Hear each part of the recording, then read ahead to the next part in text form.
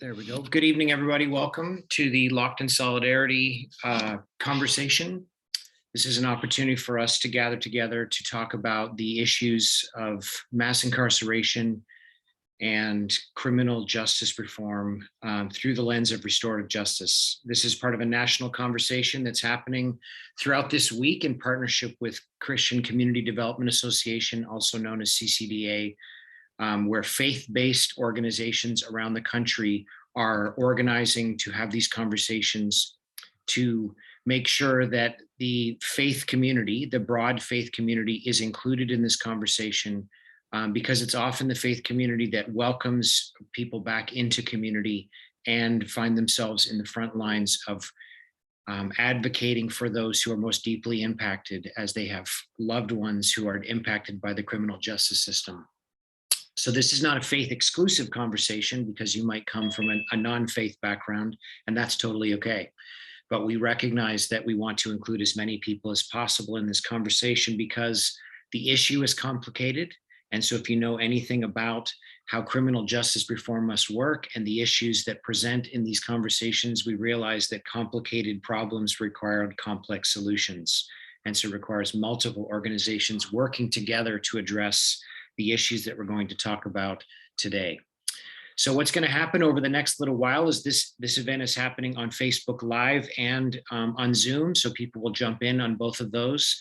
And so we'll have opportunity to hear from a couple of different people in different venues in this conversation, and recognizing they have perhaps different perspectives, right? Perspectives on that we want to hear from, because one thing that we believe at Trellis is that we have to learn to work together, and that's even working together in the midst of our differences so we can find commonalities towards the goal of a more just society for as many people as possible, focusing particularly on those most deeply impacted by the issues we're talking about.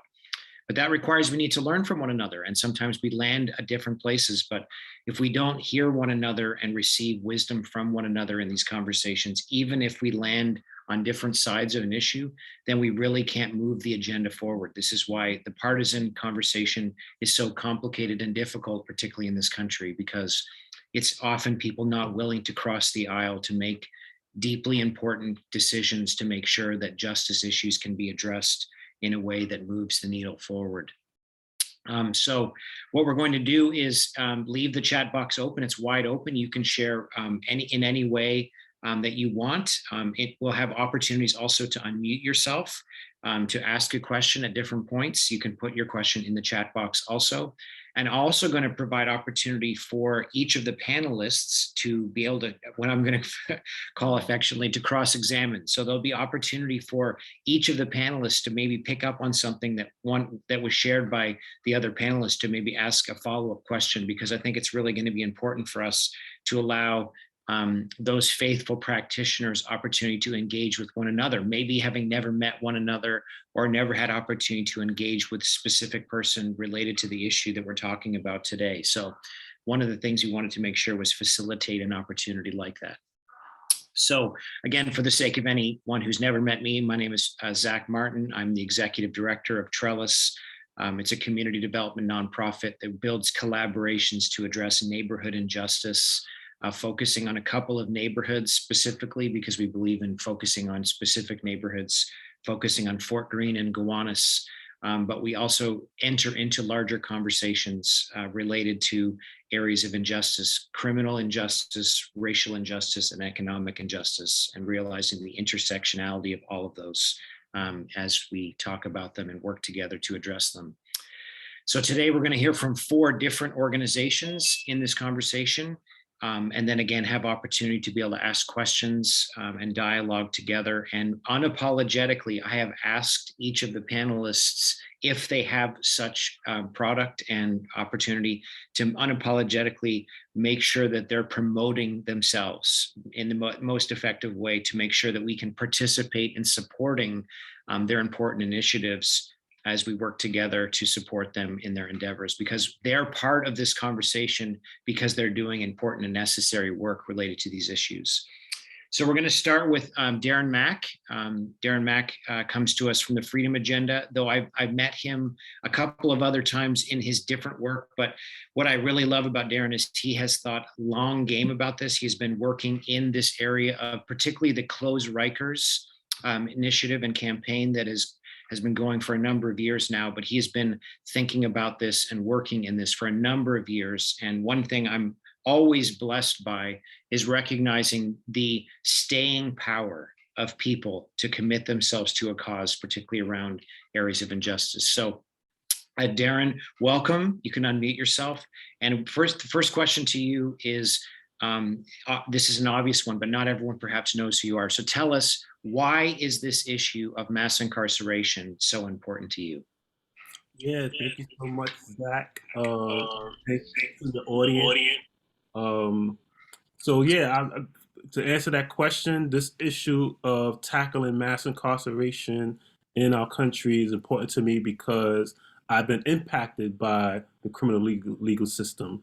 At the age of 17, I was incarcerated, sent to Rikers, charged as an adult, and sent to Rikers Island when the population was over 20,000 people detained there. Rikers Island is what I like to always call the last penal colony in the United States. Alcatraz, many people, audience members, probably familiar, closed decades ago. There was a penal colony called McDear Island that closed in the early 2000s in our country, leaving Rikers Island to be the last penal colony and notorious jail complex in the United States. And as a side note, some people, even some journalists, have like incorrectly referred to Rikers Island as a prison, but it's actually a jail complex with 10 jails on there, on 400 acres of land, and 8 of those jails on Rikers Island are in operation at the moment. So that's why, this work, I experienced it firsthand. I had family and friends who experienced it, and we've all heard the stories about the brutality and culture of violence. And I came to the conclusion years ago that Rikers cannot be fixed. It cannot be reformed. The only solution for Rikers Island is closure. So yeah, I could go on and on, but just to lay it out, like why it's important to me and why I'm so passionate about putting a nail in this horrible place in our city. That's why I dedicated my work to this cause. Yeah, and I'm so grateful for your voice, your labors in all of this. So the next question then is, tell us a little bit about your current role. So you Freedom Agenda now specifically, talk about what you're currently doing with the Freedom Agenda in relation to the closed Rikers and the issue of mass incarceration more in general. Yes, so Freedom Agenda is a member-led project, dedicated to organizing people and communities directly impacted by incarceration to achieve decarceration and system transformation. So basically, Freedom Agenda is made up of members, leaders, people who have either been directly impacted by incarceration, meaning they experienced incarceration themselves, and we also include two people who are directly impacted by incarceration are people like family members of people who are incarcerated. When a mother is incarcerated, that affects the children. When the husband is incarcerated, that affects the wife. So we also include um, directly impacted people as those who have family members incarcerated. So it's made up of members and leaders. It's made up of supporters who are not the people directly impacted by the carceral system, but they agree with our goals and support our work. And then there's the staff, who basically myself, I'm a co-founder and co-director of Freedom Agenda, and basically we manage the daily operations of keeping this vehicle going. So because we are member led, our members who've been advocating and experienced Rikers Island, or their family members experienced Rikers Island. They've been advocating and organizing for years for its closure, and we are informed. Our work is informed by them. They basically co-facilitate our meetings. They decide on which campaigns that we endorse or don't endorse. They even come up with like strategies and tactics around our organizers. So we try to truly be member led in regards to our work. So that's who basically Freedom Agenda is. So tell us a little bit now about where we're at with the Closed Rikers initiative. So the campaign and how that's going and where things are at. Yes. So in 2019, survivors of Rikers, their family members, and allies pushed the city to adopt a plan to close Rikers Island by 2027, and we're going to continue to fight for the fastest and furthest possible decarceration and closure as we can. So in response to our work, New York City has committed to closing all 10 jails on Rikers Island, including the boat, which is most known as the Vernon C. Baines Center. It's adjacent to the Bronx. It's probably the only floating boat jail in the country. um, and so we're going to close all 10 jails on Rikers Island, including the boat, reducing citywide jail capacity by 75% and reducing the number of people in the jail to no more than 3,300 right by 2027. Right now, there's over 14,000 beds in the entire New York City Department of Corrections system. So going from 14,000 beds down to a max of 3,300 by 2027 is a huge 75% reduction in our carceral footprint. So basically, the city is moving forward from the last administration to into this administration and moving forward with that plan. We also what happened like with last year was we also passed what's known as the Renewable Rikers vision, and the Renewable Rikers Act is basically three pieces of legislation. One is that Rikers Island will every 6 months the city has to evaluate what land is not being utilized by the Department of Corrections on Rikers Island, and if that determination is made, then that land will be transferred from Department of Corrections (DOC) to the Department of Citywide Administrative Services. So for the first time in Rikers Island, almost 100-year history, in July 1st, land was transferred from DOC to what was known as DCAS. And then the last week of December, for the second time in Rikers 100, almost 100-year history, over 40 acres of land was identified and transferred. So this law by 20, so and this evaluation had to take place every 6 months, and by law, by 2027, all of Rikers Island has to be transferred from the DOC to the Department of Citywide Administrative Services. So we're identifying and pushing. Decarceration is basically like the main work, because we need, right now, the population is about 5,500 people on Rikers Island. And we're working to pull all the levers to decarcerate. And we're also working to get investments in communities that's been impacted by criminalization and incarceration. So we have to do both. City Council passed legislation in 2019 to establish a commission on investments in communities impacted by Rikers Island. I'm a member of that commission, and we're going to be producing recommendations of investments all across the city, and specifically strategically in cities that have been historically under-resourced and that's been criminalized, and it has a high rate of incarceration, to address the root causes of incarceration. So hopefully soon that recommendation is going to be published, and we're hoping that the new mayor and his administration adopt those recommendations so we could get to the root causes of incarceration in our city. So and there's much more work that we're engaged in, but that's just like some of the more critical things that's happening right now regards to Rikers Island. Now, the last thing I want to ask, particularly for you, is that this is an urgent issue, right? And so particularly, I think the number is, you can correct me if I'm wrong, but I think it's 15 individuals, or maybe it's more, 15 individuals have died on Rikers Island in the last year, in the less than the last calendar year. Some COVID-related deaths, but also issues related to just the injustices of being on the island. So talk a bit about the current conditions and the urgency of this initiative. Yeah, so last year, like within the Department of Corrections, there was actually 16 people who lost their lives in DOC custody.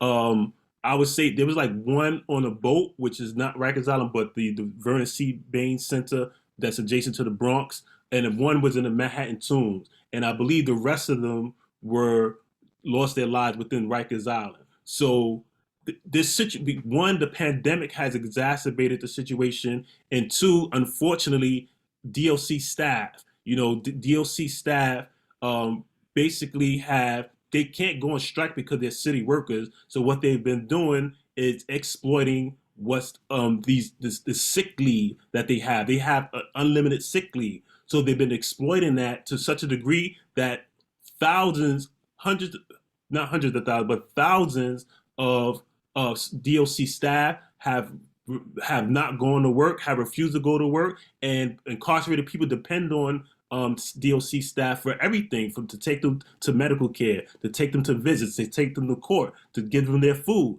And that exacerbated the current humanitarian crisis last year, and 16 people lost their lives, not counting how many others who attempted to take their own lives, because there was people who lost their lives for medical neglect. There's people who actually took their own lives because of the inhumane conditions on Rikers Island. And that's been very problematic. We have a new commissioner now, and we had a chance to meet with him, and he's all about making some swift changes, and it looks like it's hopefully moving in the right direction. But we have to actually push, our city council members and other elected officials to hold DOC accountable and create more transparency, into what's going on, because that's one of the problems of Rikers Island. It's out of sight and out of mind, and for too long it's been happening, out of sight, out of mind. But when people started speaking up, people like Khalif Browder, who was incarcerated in Rikers for 3 years, and he started speaking up, and the media started picking up with what was going on Rikers Island, and and when he took his own life, that what brought a lot of attention, and that's what motivated me to get involved with the movement to close Rikers Island. Grateful for your voice, grateful for your labors, Darren. So any questions for Darren before I take this, we move to the second panelist? And again, panelists specifically, you'll have opportunity to ask some specific questions to one another in our last segment, but any questions for Darren, you can unmute yourself and ask, or put it in the chat. We'll just take a minute and anyone has any questions.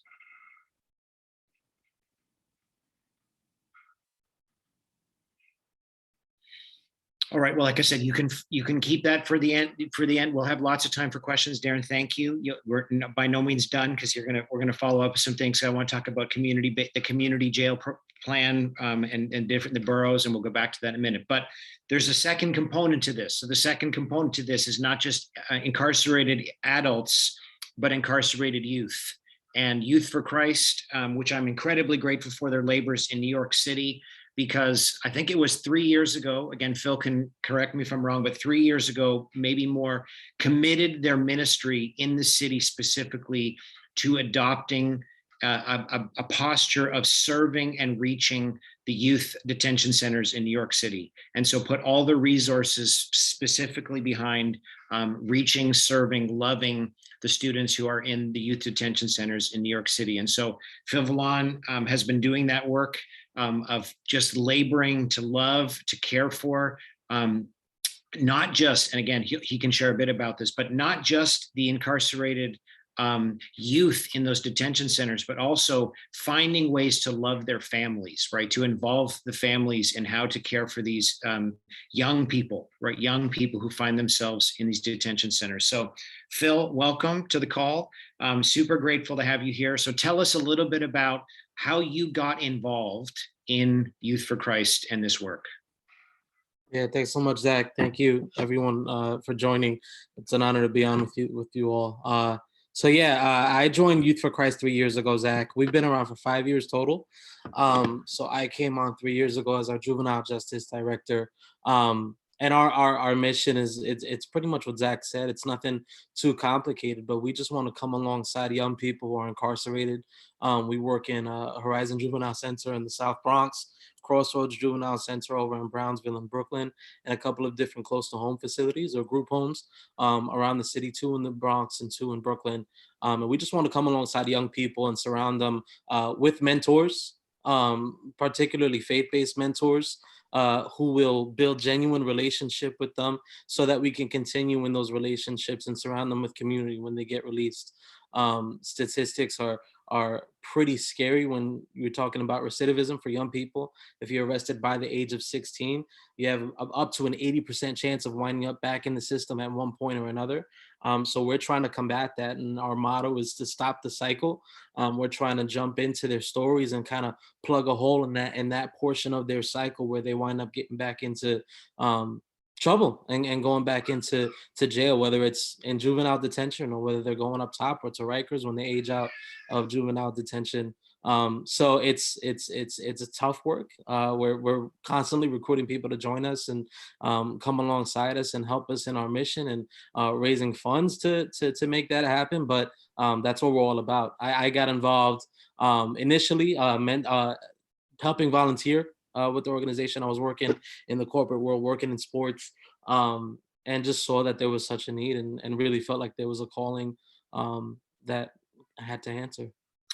Now, I want to ask you specifically also, because what has made your work more complicated, we've been in touch specifically over the last 3 years as you've done this work, is COVID. So talk a bit about, it's better now, but talk about the difficulties that COVID created for you being able to care for these students in the work. Yeah, so I mean, it was horrible and it was good at the same time, in the sense that for the first time, we weren't going inside. We had finally built these rhythms and built a good enough team where we were going into facilities 4 days a week, and we were spending time with young people, getting to know their stories, getting to know their families and be able to serve their families while they were inside in limited ways. But now all of a sudden we weren't building with them. We weren't being able to come inside and see them. Some of them were getting sick. We were actually the last program that was working inside at Horizon. We were trying to hold on as long as we could before the shutdown happened. So it was just really hard, and we had to figure out ways that we can still keep that connection. I think one of the things we pride ourselves in is we're not just any program that's going inside and like trying to check off a couple of boxes so that we could get money from the state or the city. We don't get paid by the city. We're not on any type of contract or anything like that. So we're not trying to fill any quotas. We're literally just going so that we can know the kids and be a part of their stories. So that was really, really difficult just because we weren't able to see them. In New York City, Youth for Christ is a network of over 200 chapters, and we're in more than 200 facilities around the country. And in certain states, things are a little bit advanced, and mentors were able to get on video calls and do some virtual programming with young people in their facilities. But New York, as advanced as we are as a city, and as much as everybody wants to be in New York, our justice system is so far behind. So we weren't able to get virtual programming or anything like that. So we did a few little things like an art program that we did called the Inside Out Project, where we sent art supplies into the facilities and asked the young people to build 4 different pieces of art, whether it was rap lyrics, whether it was a painting, a drawing, a story that they would write that represented give love, give life, give hope, and give peace. And we were able to partner with ACS on that and allow us to take their artwork and put it into collages that we were able to post around the city. So people, while they were taking their social distancing walks, were able to see young people who were incarcerated putting out artwork, putting out encouraging things so that they can understand that, now that society is isolated, let's pay some attention to young people and people on the margins who've been isolated for even longer, and understand that they can still do good work while they're inside. So little things like that. But the biggest takeaway that we had from it was because we weren't going inside, we were able to figure out some ways to holistically serve young people. Courts were a mess. At that point, there were people who were, we don't know what to do with these young people. Some of them are coming up on, being able to be released. So let's just send them out now to prevent crowding in the facilities and protect social distancing and things like that. But what our young people were facing on the back end, even though it was nice for them to be back in the community, they were facing difficulties holistically where, parents had gotten rid of furniture because they didn't know that their children were going to be home right away. They didn't have clothes because they had grown out of them because they had been inside for so long. So we started being able to literally go buy a truck, get as much furniture donated as we could, and bring it to the young people who were getting out, just so that they can have some basic things, bringing food to them, bringing groceries to their families and things like that. So it was bad in the sense that we couldn't be with them, but good in the sense that we're kind of in this place now where we're not just working inside, but we're working holistically in the community as well with them. That's good. What struggles do you see the students facing that we might not be aware of, as they think about one that I had been thinking about too was like the change in the incarceration age, right? So you guys faced that when that happened, and the increased population coming out of Rikers and into detention facilities. But what other struggles are these students facing that the average person might not be aware of? Yeah, I mean, a lot of things that we know on the surface level. So raise the age, when that came into play, 2018, when they took the 16 and 17-year-olds off Rikers and brought them back into juvenile detention in Horizon and Crossroads. That was a mess in the sense that, they had grown accustomed to this adult mentality of survival mode on Rikers, right? Darren talked a little bit about that, and kind of like readjusting and figuring out how to do juvenile detention. So there was a mess when it came to that. For staff and for young people altogether, it was dangerous. It was violent. Administratively, it was hard. But just, I feel like personally with the young people inside, they're lonely, right? There's across the country, this isn't just a New York statistic, but across the country, only about a quarter of the young people in juvenile detention are in for violent crimes. So you've got 75% on average young people who are inside nonviolent crimes, who need their stories to be understood. So there's a lot of loneliness when it comes to that. There are young people that I've come across who don't have as much family contact. They're locked up in the Bronx, or they're locked up in Brooklyn. Family lives on the other side of the Bronx. Family lives on the other side of Brooklyn, Manhattan, Queens. Can't come to see them, so they deal with that a lot. a lot of isolation, which is really hard for a young person because this is such a formative time for them. You think about them being in high school at this stage and being around people and being able to grow in those ways. It's so much different when you're locking them up. And when they're being released, it's really difficult because school becomes another really hard transition. Finding work becomes another really hard transition. I find that a lot of our young people, when you get to understand their stories, I had a young man just kind of like explain his story to me one time, explain some of the struggles that he was having. He had just gotten sentenced to 1 to 4 years, and I'm asking him like, all right, how you feeling? 1 to 4 years, it's not the most you could have gotten, but it's also not a short amount of time. How do you feel? He's like, no, I'm good. Like I'm not worried about the time that I have to spend. I'm worried about my mom back home, because I've been paying the rent, I've been paying the phone bill, I've been paying the cable bill since I was 14 years old.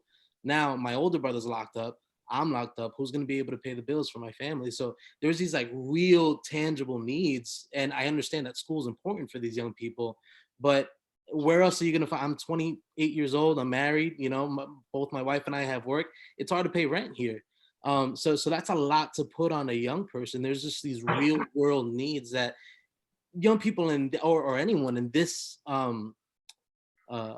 arena that we're working with have that we don't always really think of. So we think, why aren't you in school? Well, because I got to provide. Why are you robbing people? Why are you stealing? Why are you selling drugs? Well, because I need to make enough money to make ends meet. Again, it's wrong. It's not the right thing, but it's where they are. It's survival mode. So I think if there's 2 words that I could use that people don't really understand about what these young people are facing, it's survival mode. Not everybody understands it. Yeah, that's good. Thank you, Phil. So again, we'll have opportunity. There's a couple of questions I want to ask everybody at the end. The success stories, things that you want other people to know about, what keeps you going. So I'm going to park those for you, both Darren and Phil, to the end. So, some success stories that you can share and what keeps you going. So we transition next to Shanduk McFadder, the founder and executive director of GMAC. And Shanduk and I have been together on a couple of cure violence responses, shooting responses, one in Gowanus and a couple in Fort Greene now, actually, I think. And I'm just incredibly grateful for his work because what cure violence, violence disruptors commit to doing is to make sure that folks don't get locked up, right? Because there's alternatives, right? What do we do to make sure that there are not violent responses in the midst of shootings? So, Shanduk, tell us a little bit about yourself, why you started GMAC, how you started GMAC, and what GMAC does. And thank you for being here, by the way. All right, thank you. I appreciate it. Good to see you again, Zach. Darren, what's up, brother? I know you in this work. So always good to see you, hear you, and know you consistently working. And shout out to everybody else on this panel. I appreciate all the work and the people who care about these issues that we're discussing. For me, I'm born and raised actually at as a baby, I was in foster care, me and my brothers and sisters. When my mother got us back, we moved downtown Brooklyn to Wyckoff. So that's why Gowanus is a neighborhood that I'm very familiar with because that's exactly where I grew up. That's where I became a product of that environment. That's where I first got arrested by the 78th precinct at the age of 16 and hit Rikers Island back in 1994. That's when I became one of the first adolescents in the state of New York City to join the Bloods. And I went throughout the system from the age of 16 to the age of 30 in multiple installments of incarceration. Yes. And I got you. So excuse me. Actually, I'm home, so you know how that goes. So at the age of 16 to 30, like I said, was just recidivism for me. I went in and out. I experienced, what it was to be part of oppression on Rikers Island, not just from other groups, but also from corrections. And I went to state prison and experienced the same type of oppressions. Especially when you talk about the officers that are in state prisons. And we're talking about as a 16, 17, 18-year-old, went up when I was still a teenager. So to be in a lot of maximum facilities around adults, there was no separation. A lot of people don't even understand that dynamic, right? Of being in a maximum facility, you're not even 21 years of age and you're around lifers, and there's nothing that separates the conversation or nothing, right? So, and there's no rehabilitation. It's just more conversation about how I'm do the next crime better. So for me, that's why I just kept going back and forth. I never came home to no type of programs. But around 2005, 2008 was my last time in prison. And I witnessed a prison mentor of mine, meet his son, who he had through a conjugal visit at the age of 17 in Sing Sing Correctional Facility. And that 17-year-old had 35 years to life. And I experienced them meeting, and that was the turning point for me, because I had kids, but my twin boys was about 6, 7 at that time. And I looked at that as if, hey, is this a sign from God? Do I want this to be what's going to happen to my children, right? Even though they know me, but do I need them to be walking this yard with me? That's not going to be my children's destiny. So that was what started to change the gears in my mind.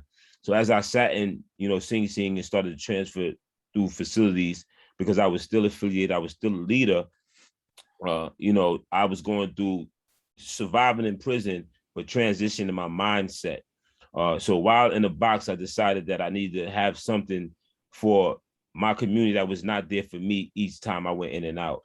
And that's why I decided to form the organization GMAC. But I thought about what was important to my community and what wasn't there. And my goal was about a mindset that was there, which is a mentality that's continued to break down my community, which is the gangster mentality. And I knew that I had experience. That was my college, right? That was my education. And I needed to bring something different back to my community. So upon my release in 2008, that's what I began to focus on. It was something that came to mind while I was incarcerated. As I shifted my mind, because prison doesn't rehabilitate you, you have to have the right mindset for rehabilitation. The service is not set up for rehabilitation. So in 2008, one of the first things I actually did was went to Atlanta with my sister to make sure that mentally I was ready, because we so often go back into the same environment, fall victim to the same things. And that's why I implement stuff like that into my organization, to take our young people out of the environment of these comfort zones. So around 2009, I came back to New York, founded GMAC. For those who are not familiar, Gangsters Making Astronomical Community Changes, in 2012. But I was out there focused on using my reputation, which was a reputation of being part of the violence and being respected, to stopping the shootings from happening, right? So now when they come into me with the issues and like, yo, bro, this is what's going on, I want to do this, get a gun out. No, hold up, we're not going to do that. What's the problem? Let me see what I can do now with my relationship, knowing this person or seeing somebody I know this person, to be able to stop this from happening.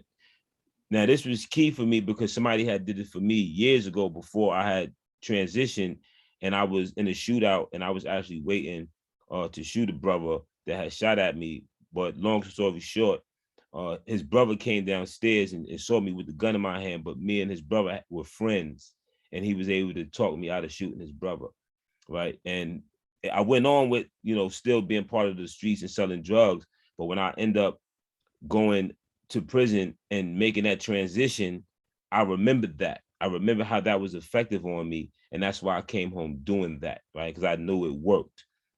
So doing that, I began to advocate. Once I was told about Cure Violence as a model, people would come into me like, yo, you know what you're doing? They have something called Cure Violence. I'm like, oh, what's that?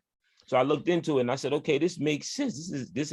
Here's something that has already been put into play. It has all the explanation. I can go with it 100%, right?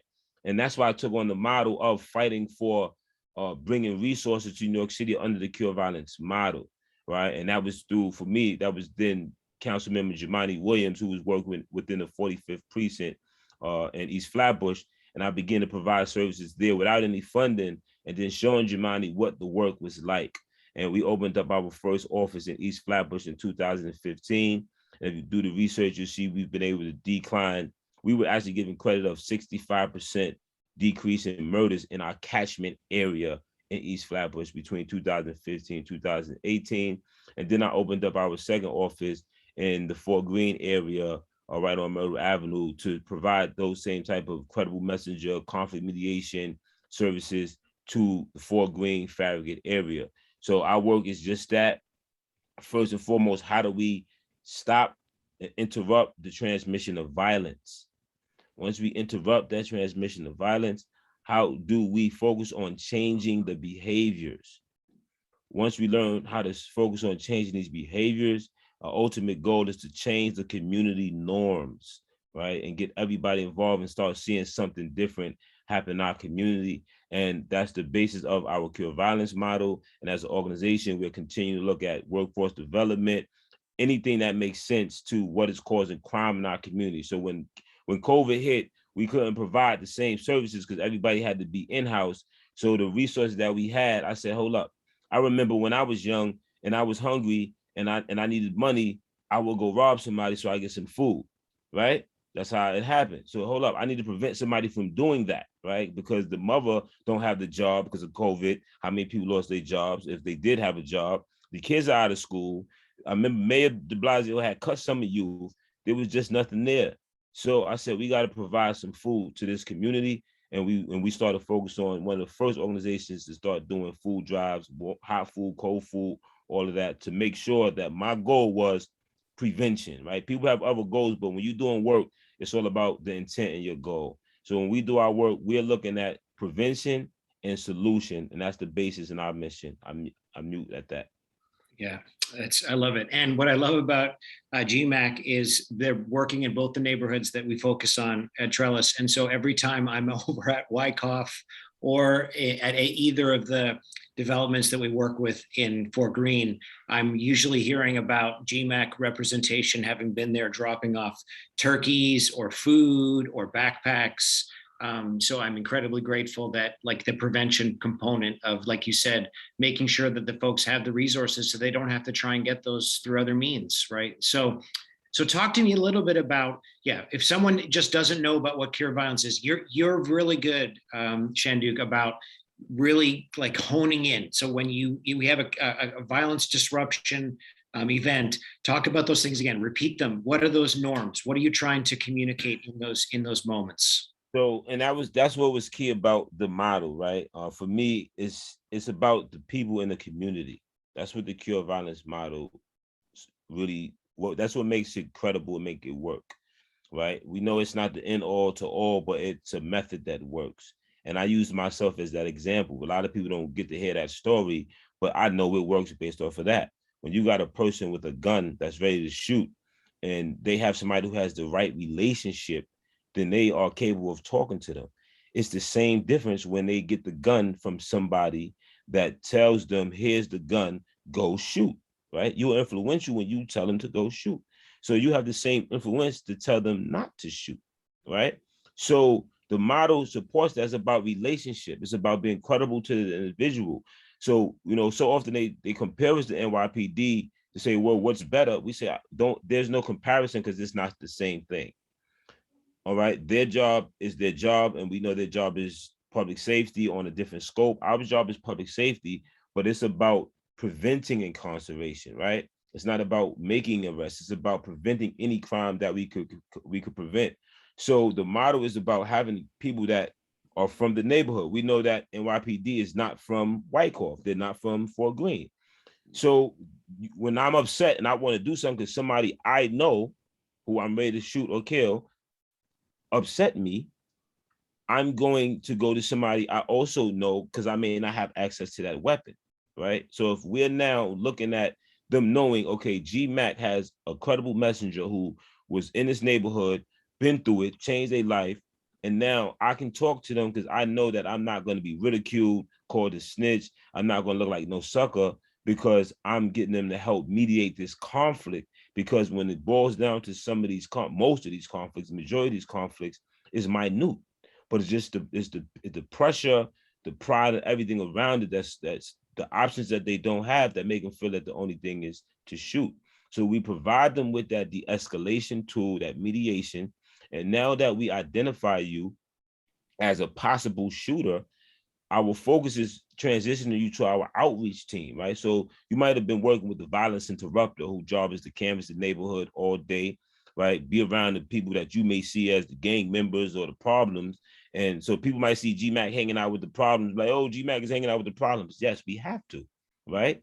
We're engaging them, we're understanding what's happening. So when something happens, we're not just coming to them about what happened. Well, you know, what tell me what's going on. No, they're like, what do you mean tell you what's going on? I'm not telling you what kind of police stuff is this. Versus we already have a rapport. So now I'm going to come to you like, yo, you good? What's happening? I heard what happened. Let's talk about it, right? So the violence interrupter, that's their job. They transition that person once you identify them as a possible shooter, right, to the outreach worker whose job is to build up a risk reduction plan. Okay, what is causing this person to want to shoot, right? And how can we reduce that risk, right? And we work with them, and it takes about 4 to 6 months to even build a rapport, right? You just can't go and say, hey, come in here, do this. No, we got to build this rapport. We got to work with you, right? And really identify, first let's get you back in school, right? Let's get, some support for your mother, right? I didn't know that you had a child, right? The baby mother don't have no job either. So all these things are risk factors that we focus on and work with them to reduce their risk. Then we mobilize the community, right? And a lot of people don't know that through the cure violence and the crisis management system, it has been better police and community relationships. And there was actually a survey done by John Jay College several years ago that looked at cure violence in New York City and saw how it was less hate for NYPD because of these programs in these neighborhoods. Because it's our job to show them that we're not working against NYPD. We're not working together with them because that disrupts our credibility. But we have a respectful working partnership because we're working for public safety in different areas, right? So we want our people to be comfortable, right? And that's the focus on our community mobilization to change the mindsets of the overall community so that we can live safety together. So that's what the model looks like. I love it. I love it. Thank you, Shanduk, so much. It's a joy to introduce people to your work. And I mean, every violence disruptor as part of GMAC that I've met lives and breathes these things, is participating, particularly in the Fort Greene office to just be that cure violence, violence disruptor. So thank you. There'll be again opportunities for questions for Shanduk at the end as we have opportunity to engage. Last but not least, we have the Honorable Adam Perlmutter, who's with us. And I met him at an event that Shaquana Boykin put together. And I was just really, really intrigued by his responses and thoughtfulness. And so, Adam, tell us a little bit about who you are and what you do as it relates to the criminal justice system. Sure, Zach, thank you for having me. And thank you, Shanduk and Darren and Philip. Getting to listen to the work that you three do has really been very inspiring. And I really, my hats, if I had a hat, I'd take it off to you. But really amazing. My name's Adam Perlmutter. I'm a judge in the criminal court. I've been a judge since 2018. And previously I was a criminal defense lawyer and a civil rights attorney, including a case that eliminated qualified immunity for prison guards accused of sex abuse and sex crimes within New York, Connecticut, and Vermont, within the entire federal Second Circuit Court of Appeals jurisdiction. So before I took the bench, and since I've been on the bench, I've also served for, now it's about a decade, maybe about a decade, as an advisor to the New York Justice Task Force, which is a group of 22 stakeholders who report to the chief judge of the state with recommendations for systemic changes to New York's criminal justice system to make it fairer and now to eliminate racial disparities within the system. And so I spent a lot of time working on bail reform, spent a lot of time working on discovery reform. In fact, I worked on bail reform so much that when I became a judge, I remember at the first statewide judicial conference, during a lecture to about 500 judges, the person giving the lecture said, "If it all goes bad, we can blame Perlmutter." And so I don't think that's necessarily fair, but here we are. So since I've taken the bench, I've spent a lot of time working on treatment issues and on mental health issues within the court system.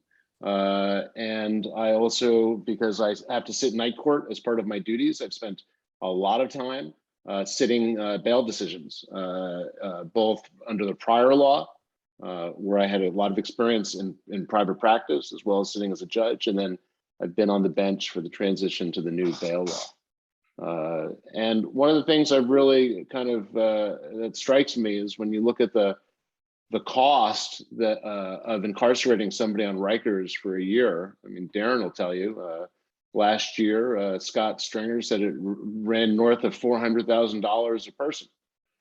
So when I hear Darren and Shanduk and Philip talk about, you know, programs and approaches and resources in communities as being the best remedy for our for what ails us, you know, people always say, well, that sounds expensive. How are we going to pay for that?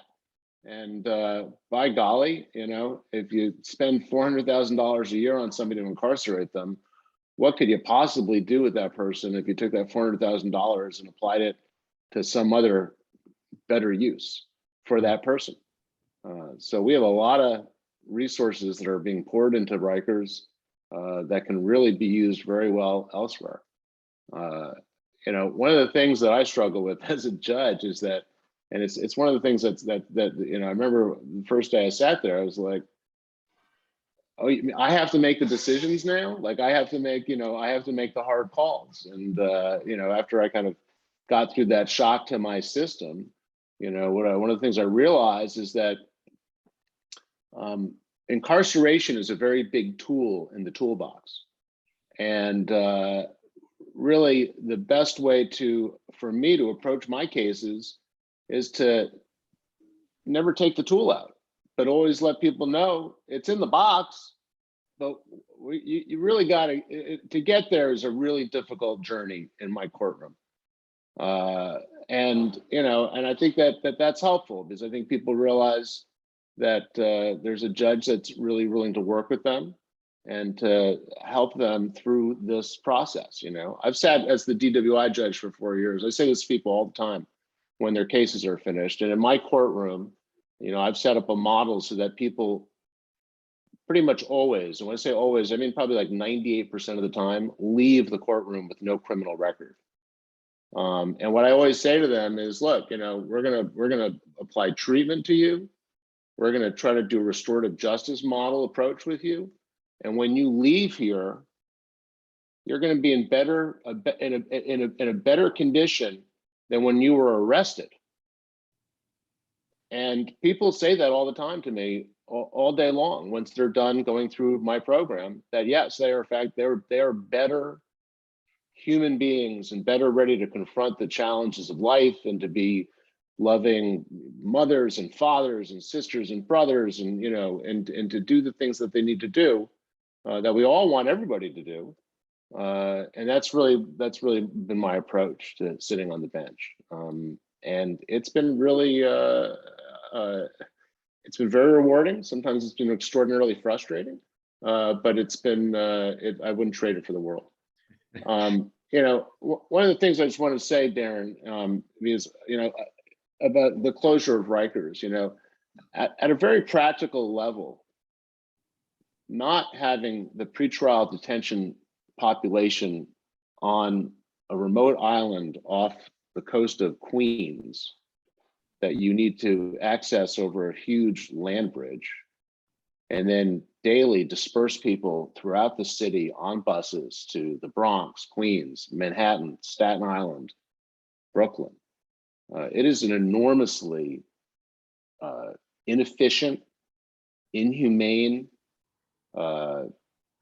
just, it's a terrible system. I mean, if you could figure out a bad way to figure out how to get people around to trials, and you tried to imagine what that was like, you wouldn't even come up with Rikers, because you wouldn't think that it could be that bad. And you know, and there, I mean, there's all sorts of injustice wrapped up with it. You know, it separates people from you know, loved ones from their families while they're being held. Away from their community, away from where they're from, away from their families from, and it is just a horrible situation. And so I look forward to the day when Rikers is closed, and we have, the other thing too is, Darren, what's the average age of a facility in Rikers? 30 years old, 40 years old, 50 years old, 60? Of all those 10 facilities, they probably average about 60 years old. That, in my prior work, I spent a lot of time in Europe doing criminal work over there, criminal defense work over there, and spent a lot of time in various European jails and prisons. It's remarkable to see the contrast between how the European model works and how the American one doesn't. And so one of the things that I look forward to with the reimagination of how we're going to have pretrial detention in New York is that we hopefully draw on the models that we have of successful facilities in Europe and really get away from this kind of, retributive punishment notion of that's what a prison, that's what a jail should be for, no matter whether you're presumed innocent, no matter what you're charged with, what have you. It's just, we'll just start to traumatize you, and we'll start to punish you right up front because that's just the way it's going to be. And the fact is that it doesn't have to be that way. And so the closing of Rikers and the building of these new facilities is really a historic opportunity for the city not to make it that way. Yeah. So keep our fingers crossed. Yeah, thank you, Adam. So, one of the things that I have the joy of doing in the work that I get to do is connecting dots. So I don't know if Darren, you've met Adam before. And so just the beautiful thing of having some of the folks, connect in terms of this work, because here's what I'm aware of, to just sort of interrupt the narrative right now. Here's what I'm aware of. There's a lot of people doing important work that don't know there's other allies in the work, right?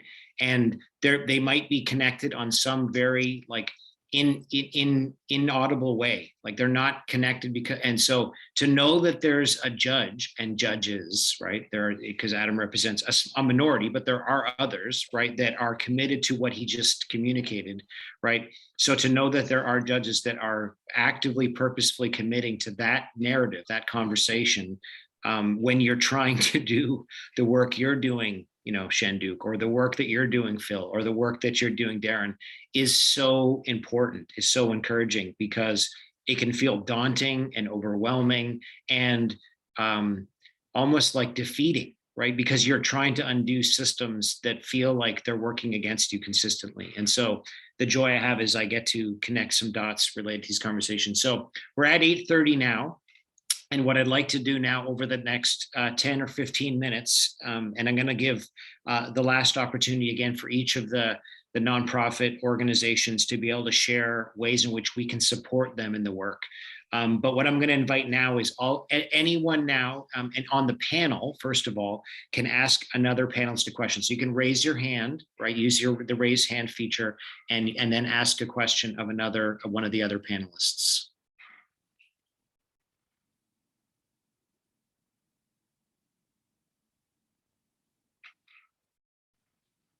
I see Darren's probably trying to find the hand raise. There we go. Yeah, go ahead, Darren. Yeah.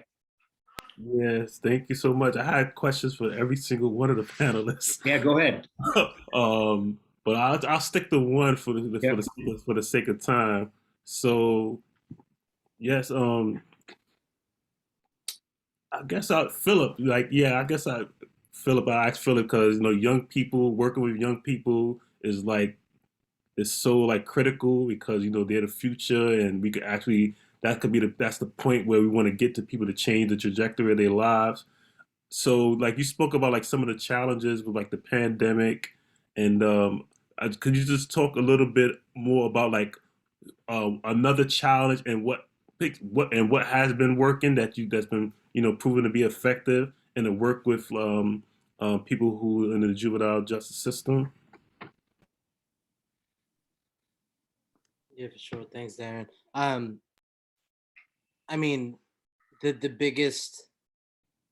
The first thing a young person always asks me when they get released is, I need work. I need work. I need to build something sustainable. I need to, earn money so that I'm not tempted to do what I have to do. to get the money. So, I'd say that's probably been our biggest challenge. That's something that I wrestle with a lot. Try to build as many connections as I can. It's also hard because they're young people.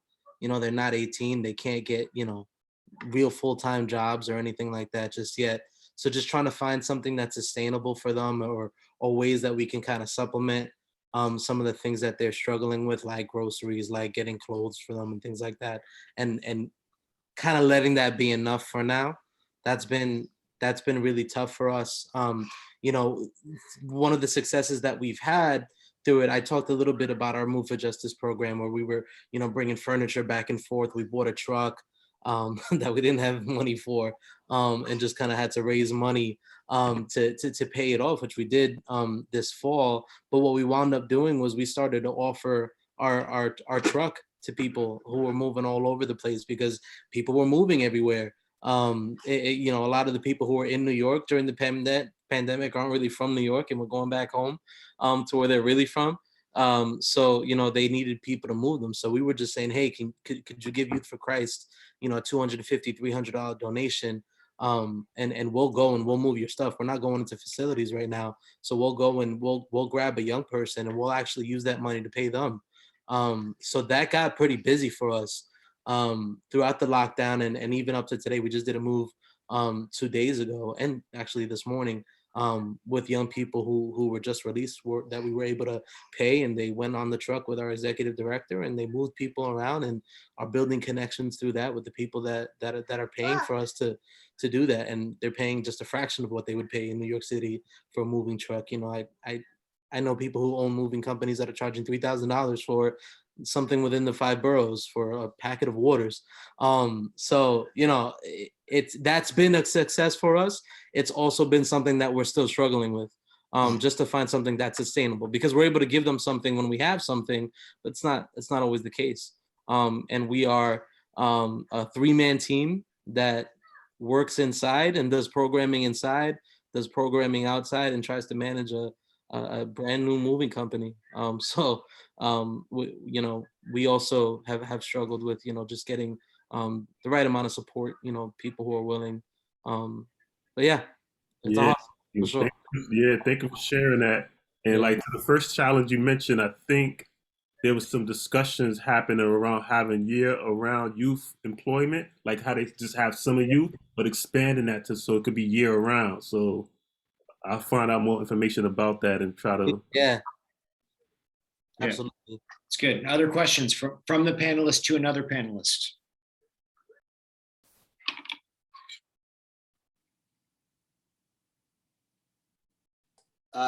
Philip, are you shocked that it's $400,000 a year? That's the estimate? I had seen that a few different times, but it just pisses me off every time I hear it. Just because it's one person, and we're putting them in a place that's not rehabilitating them, and $400,000 would cover our budget and then some, and we're seeing anywhere up from 1,500 to 2,000 kids a year go through the system in New York City. So one of the things that I've focused on is looking at issues of trauma, and trying to figure out how to integrate trauma into a plank of sentencing consideration. And so one of the things I've been working on in one case in particular is I had somebody undergoing something called eye movement desensitization reprocessing, MDR, EMDR. It's a kind of an exposure therapy, and it's not widely used in the United States, although it's getting more and more accepted. But it occurs to me that most of the people that I see in front of me have some type of trauma. That either trauma, there's this urban trauma. Shandu can speak to this, probably more eloquently than any of us, and certainly more than me.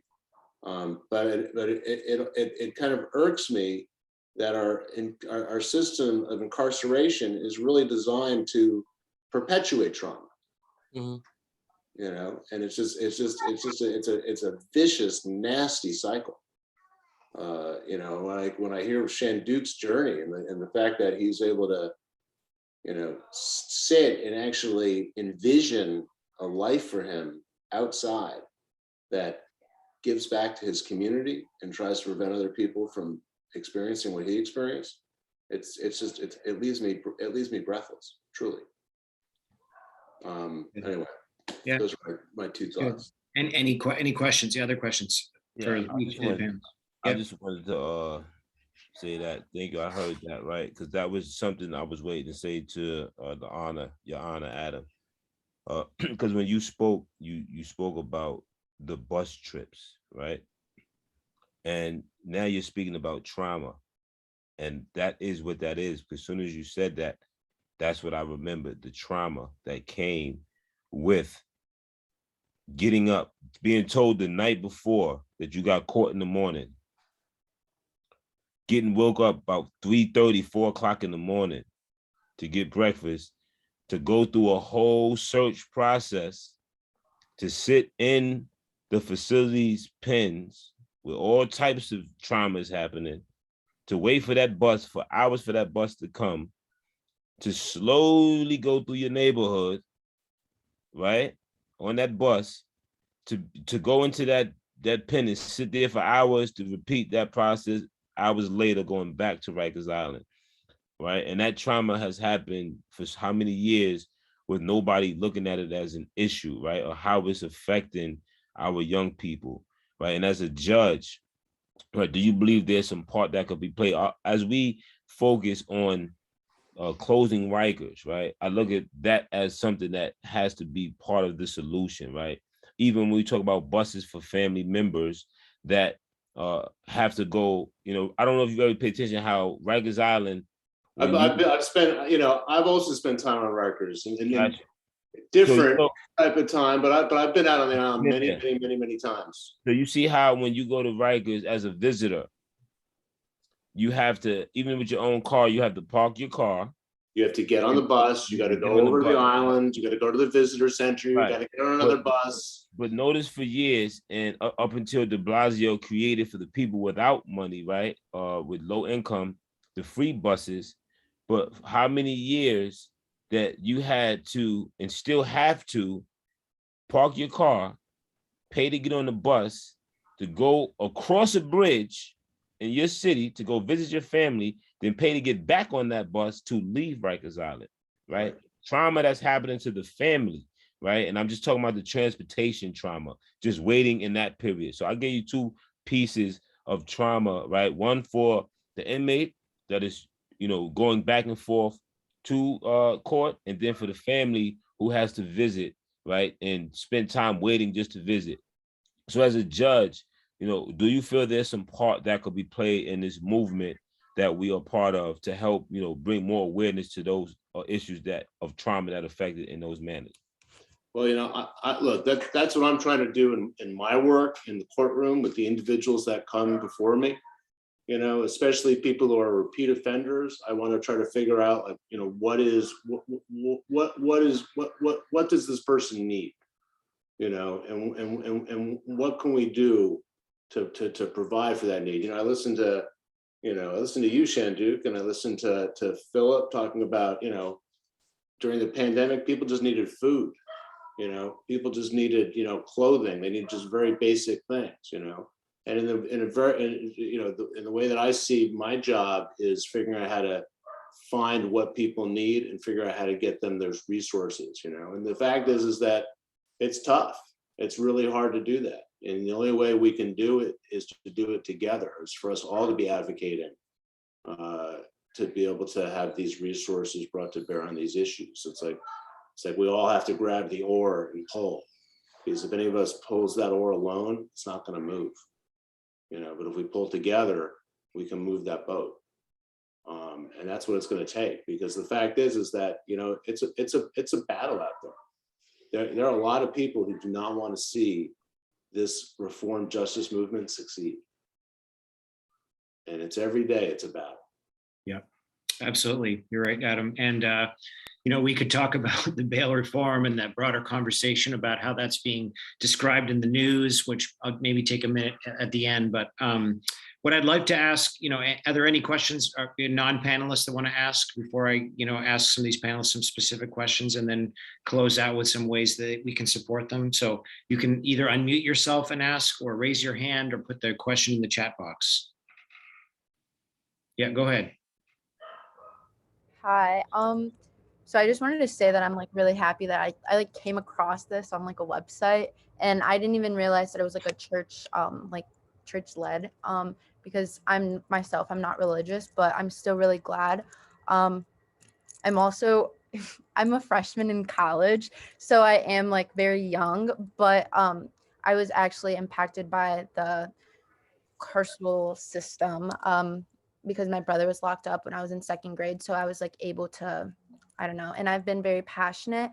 And I guess like my overall like question would be like, is there any way that I could like, I don't know, volunteer something?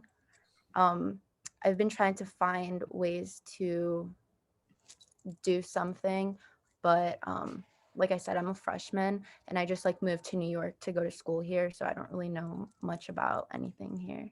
Where are you at school? I go to Fordham. Excellent. Yeah. What do you- I'm gonna park that answer to that, because I'm gonna ask each of the nonprofits to be able to describe specifically ways that you can engage with what they're doing at the end. Okay, so if that doesn't get answered, I'll circle back, because specifically what I want to be able to do is make sure that we can engage, we can support what's happening. Because if this is what Trellis is about. If this is just a conversation, we've only done half the work, right? It has to be about advocacy and action. That's what we're committed to. And the action has to be a willingness to put, our skin in the game, to make sacrifices. I took the bus to Rikers one time. It was a women's mentorship group that invited me to see a production. I got to go to the women's facility to see a production that they had put together. And you get on the bus, and at some point, Shanduk and Darren can tell the story, and Adam too. I went on the public bus, right? So I took the public bus. I took it across, and at some point you realize everyone left on this bus is going to Rikers. Like that's you get a point past the stops, and everyone's going to Rikers at this point. You get to Rikers, and they bring the sniffer dog on the bus, on the public bus, right? And the guy shouts orders. If any of you breaks any of these rules I'm about to share, you can wind up here. That's what he's saying. He's saying, so you feel almost like I'm potentially going to get incarcerated, and I'm just here to visit. Right. So there's the trauma of a family member, and I'm just like a pastor and an activist just coming to support some ladies, and I'm feeling all kinds of ways. So then you get off the bus and you go into a room, and they do another round with the dog, right? And they sniff all the people in a line to make sure, and they pat you down, and again, so but it requires, I'm saying all that because it requires us taking some difficult steps. Right? It requires us taking some difficult steps for us to advocate and to take action in this. We have to be uncomfortable. Shanduk will tell you, some of those community action responses happen on the heels of a shooting. And right, it can feel very tense. The community can feel very tense, like, is something going to pop off? But you have to commit to being visible, to say that there's a community that wants a different response in this moment. And you have to be willing to put yourself in harm's way. And stand out there and say, not today. And the response is not going to be retaliation. So the question I want to ask before we go around and ask, how can we support the work that you're doing, is this: what keeps you going? What keeps you going? So Darren, first to you, what keeps you going in the work? Yeah, what keeps me going is our members, our leaders. Like one of our longtime members who's been advocating just as long as me. Her name is Anna. Her son was incarcerated on Rikers Island for 6 years. For 6 years. And even when she was like, she's been the advocate, and she holds me accountable, and she lets me know like what we need to focus on. So I'm informed by her. And her passion and her commitment, even though her son is home now. Her son's been home for 3 years now, and she's been passionate. Just co-facilitated our last meeting, and she stays abreast of what's happening with city council members, what they position, what they said about what's happening in Rikers, and she stays in tune to what's going on with New York City politics in regards to Rikers Island, and informs us anytime that something happens. So people like her is what keeps me going. So and being in the coalition with folks that's engaged around this work from different aspects, keeps me going as well. Thank you, Darren. Philip, what keeps you going? It's hard. Things like this help. Seeing other people who are putting in work, and care. About this population of people that just really get forgotten. And the young people, they keep me going. Just the possibilities, seeing the potential in them. I love sitting I love sitting down with kids who sell and just talking about how they're entrepreneurs, right? And they know a lot more about business than I ever will. And just understanding the potential. I got a call today from a young man that I've been mentoring for 3 years. It started in a group home, then he graduated to Crossroads, and has been out since the summer. Just got rearrested, and he's on the island right now. I got a call from him today, and he's just telling me, Phil, nobody gives me a chance. Nobody wants to hear my story. Nobody wants to understand. I don't know how long I'm gonna be here. It doesn't look good for him. It's a pretty public case, but just he keeps me going. The stories keep me going. That's good. Shanduk, what keeps you going? So for me, it's definitely the young people. It's the need that keeps me going, right? The need every time I go outside and see somebody that needs some help. Every time I see another shooting on the TV, that actually tells me that there's no way I can stop, right? Because I know in the places where we're working on these issues, we're minimizing it, if not stopping it completely, right? And that's motivating. The people who are in the community that come up to my organization, that come up to me, the people I've grown up with that have seen my transition, right? The letters I get from federal facilities throughout, you know what I'm saying? We do federal facilities in different states. I get letters from brothers in there that just be like, they heard about it through a magazine and this or that, and how could they want to do this when they come home, and how could we help them? And those things are extremely motivating, right? Because there are people who are watching when the other people who can help are throwing a different narrative, right, to make it seem like this work isn't good, but the people who can be part of the solution are seeing it and saying, I see you and I want to do this. That keeps me motivated, and then more importantly, the people that I work with that are genuine to the work, right? Who don't do this because they want change in their pockets. They want change in the world, right? And that's just the focus for me. That motivates me daily. That's great. That's great. Adam, what keeps you going?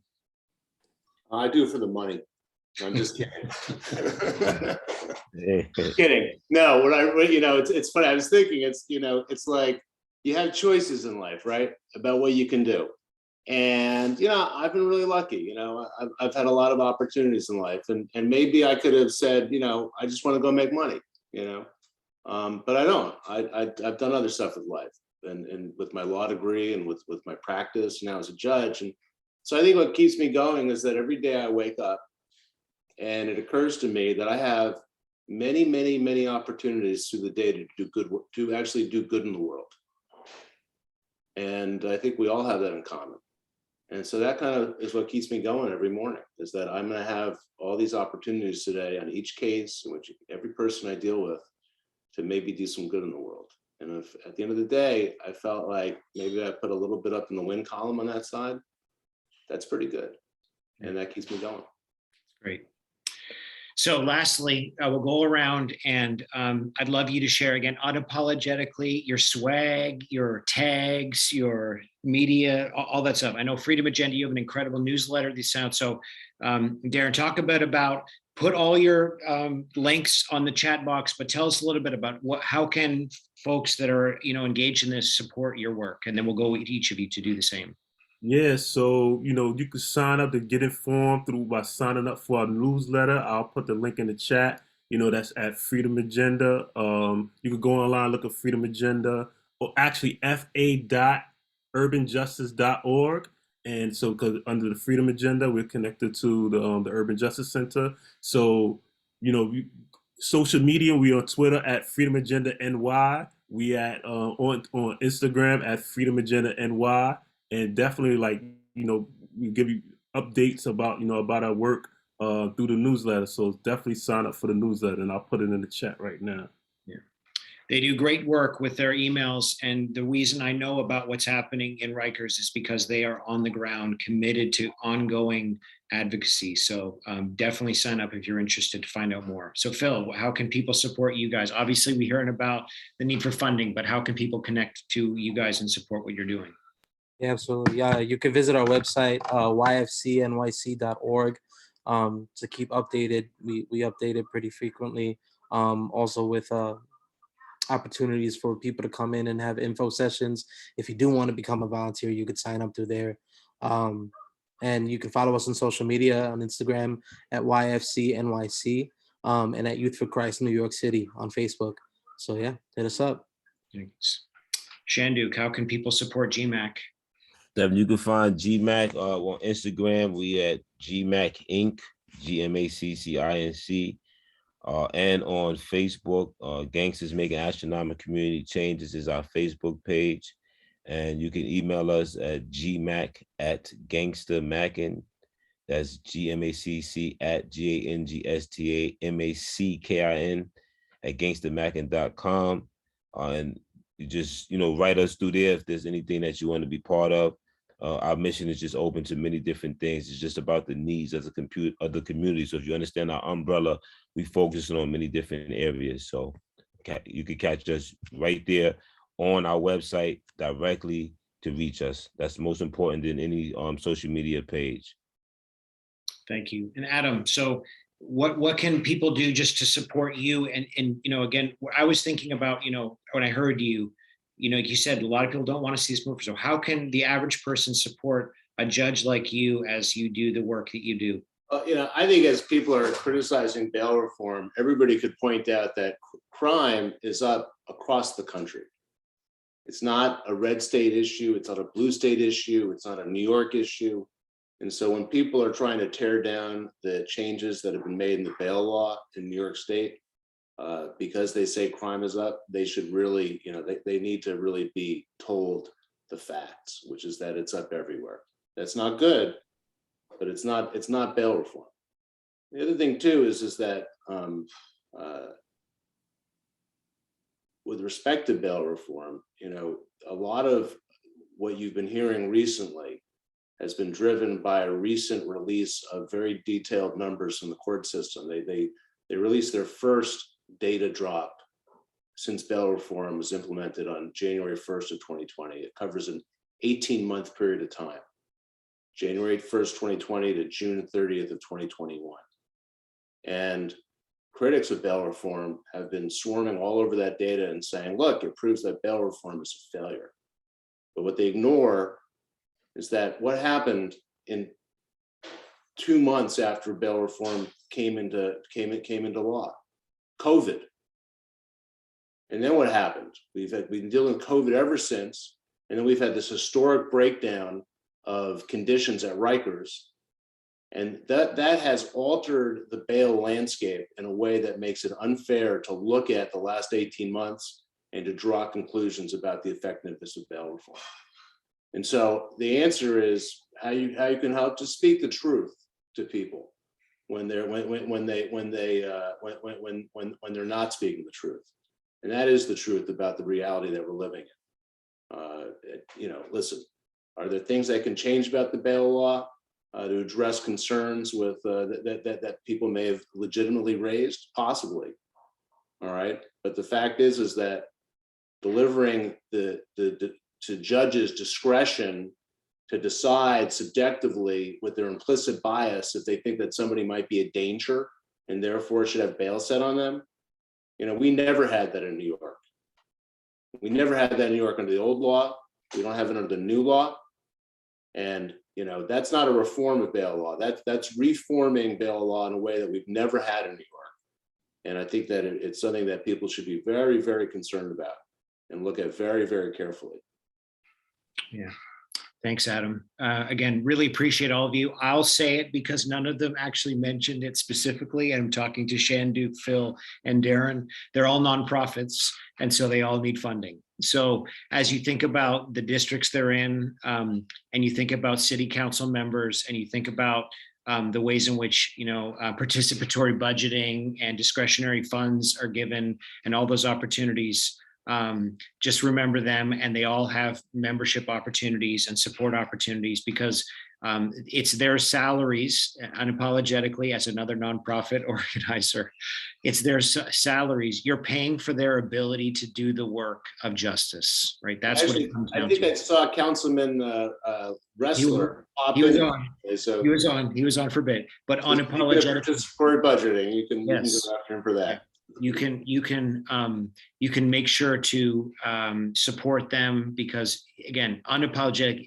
People talk about it as overhead, right? That's like the overhead. No, you're paying for expertise. You're paying for these folks to be in those spaces to advocate and do the work necessary to see justice happen in a way that everyone gets better. So you can fund them, support them. I'm sure they would all welcome that funding as Darren and Shanduk and Phil do all that work. And Adam, just really grateful again for your labors in the court system to provide a restorative lens through all this work. So someone asked, just as we close, we've got 1 minute left. I just want to honor our time, but Trellis is again a community development nonprofit committed to building collaborations to address injustice. So we work with other elected officials, we work with precincts, we work with schools to make sure we're working together to address areas of injustice because we realize, again, complex problems require complex solutions, and it requires many organizations working together. It requires that schools have restorative justice practices so we don't see the school to prison pipeline continue. It requires that we don't criminalize poor people by blaming them for the increase in crime on our subways, by providing necessary shelter and resources for homeless folks. It requires that we provide mental health resources and hospitals and medication necessary. It requires that we don't criminalize the drug use in the city by increasing the prison population in those areas, by providing adequate reform to opportunities for rehabilitation in our city. It requires all of those things. It requires organizations committed to working together because, as many have said, it's the idea of intersectionality. People don't come into this conversation having only been affected in one area, right? It's homelessness or underemployment. It's a criminal history that has plagued their family. It's a bunch of things that have connected them to this. And we want to work together to undo those injustices, to reimagine what it means for a more just society. And so, again, Trellis is just committed to being a part of that conversation, to gather incredible individuals like you all in this conversation to make sure we're talking together about what's possible. Because, again, if we all do our part, as Adam said, if we all do our part, our neighborhoods, our schools, our communities become a little better, right? And if we all commit to just being a little better, as Adam said, then we see the change. We can start to see the change. So with that, we will say goodnight. Thank you all for coming. This has been an incredible time. Shanduk, Phil, Adam, Darren, thank you specifically. Really, really incredibly grateful for all of your work, to hearing from you and having others hear from you. And watch for more opportunities like this as we collect opportunities to talk about important issues that happen in our community. So with that, I'll say goodnight to everyone. Thank you for joining us, and thanks for being here. Good night, everyone. Good night, thank you. Welcome. Good night, everyone. Thank you, everybody. Thanks, Zach. You're welcome. Thanks for being here.